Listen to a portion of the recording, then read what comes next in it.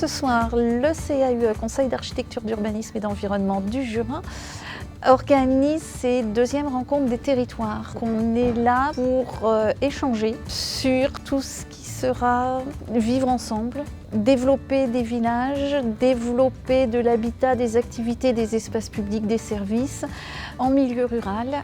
Il est construit dans un premier temps pour avoir un apport de connaissances. On fait intervenir un sociologue, on fait intervenir un urbaniste et également un architecte. On a 3 experts qui viennent nous apporter, je dirais, de la donnée. Le temps principal et le plus long, ce sera vraiment un temps d'échange et de débat entre la salle et ces personnes, ces experts.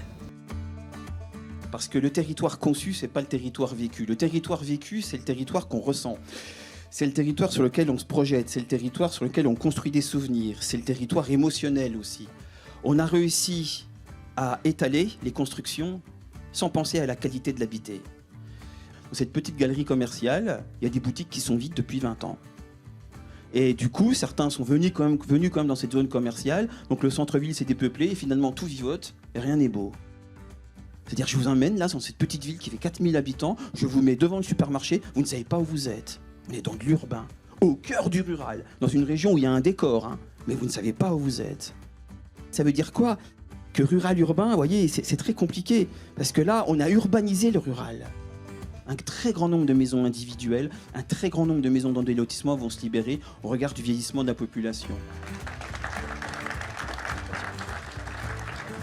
La maison individuelle telle qu'on la connaît aujourd'hui, vraiment le pavillon moderne, quasi industrialisé, ça a 40 ans, ce qui veut dire qu'à l'échelle de l'histoire de nos villages, c'est tout petit.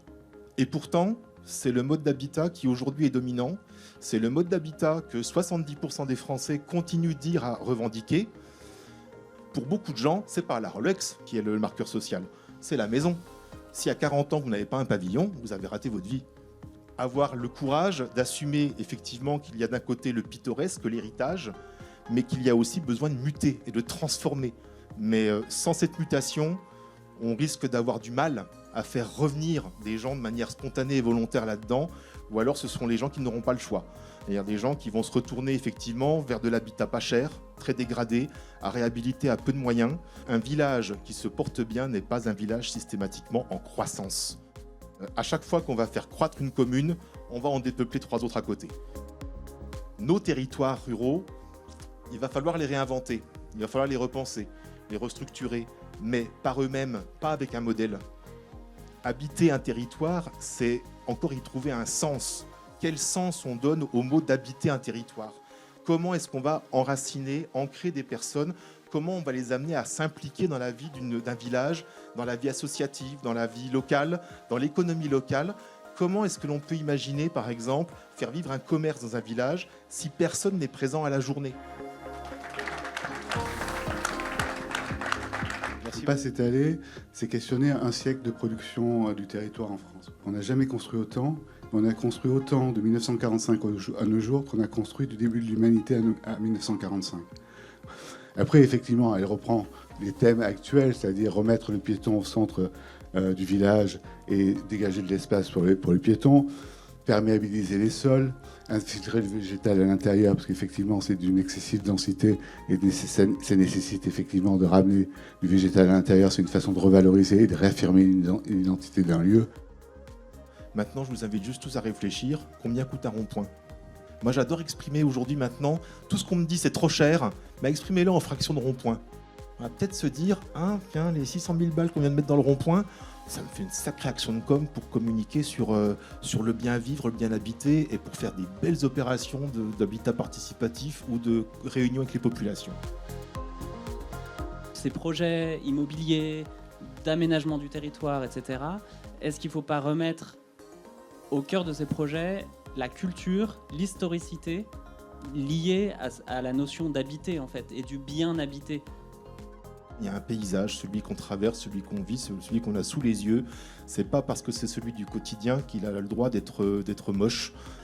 Maintenant, la culture, pour moi, devrait être effectivement au cœur, quelque part, du dispositif, au sens large. Les restos du cœur, parce que pour eux, c'est indissociable, la culture et le social. Cette commune a une antenne des restos du cœur qu'elle a basée dans son pôle culturel. Parce que pour elle, ça fait partie quelque part de la mission d'accompagner les familles, même celles en difficulté, au travers aussi des loisirs et de la culture. Maintenant, habiter est un fait culturel. Ça nous rappelle que l'être humain est un animal relationnel aussi, et un animal de sens. C'est important, c'est-à-dire qu'on est des animaux spatiaux, mais en même temps on a besoin de l'autre. Voilà, personne ne vit seul, c'est pas possible. Voilà. Si on était seul quand on arrivait au monde, on serait pas là.